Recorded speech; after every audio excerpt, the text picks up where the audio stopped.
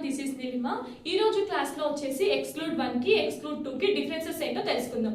First one is the exclude 1. exclude 1 is nothing but not coded here అని చెప్పేసి చెప్తాం. not coded here is nothing but the two conditions are never coded together అని చెప్పి చెప్తాం.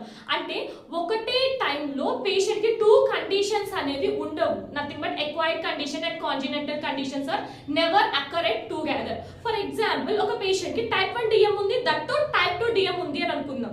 Patient కి ఉంటే type 1 DM అయినా ఉండాలి లేదా టైప్ 2 DM అయినా ఉండాలి. రెండు కండిషన్స్ ఒకటే డాక్యుమెంటేషన్ లో ఉండదు. ఏదైనా కోడ్ చేస్తే మీరు ఒకటే కోడ్ చేయాల్సి ఉంటుంది. Next thing is the exclude 2. exclude 2 is nothing but not included here అని చెప్పి చెప్తాం. not included here is nothing but the condition is the not a part of that code. nothing but patient కి two conditions same time లో ఉండొచ్చు. For example patient కి hypertensive heart failure ఉంది. So patient కి hyper tension ఉంది, that heart failure కూడా ఉంది. So ఇప్పుడు మీరు హైపర్ టెన్షన్ కి కోడ్ చేయాలి, అలాంగ్ విత్ హార్ట్ ఫెయిల్యూర్ కూడా కోడ్ చేయాల్సి ఉంటుంది. సో ఈ టాపిక్ లో మీకు ఏమైనా డౌట్స్ ఉంటే కామెంట్ చేయండి. Thank you.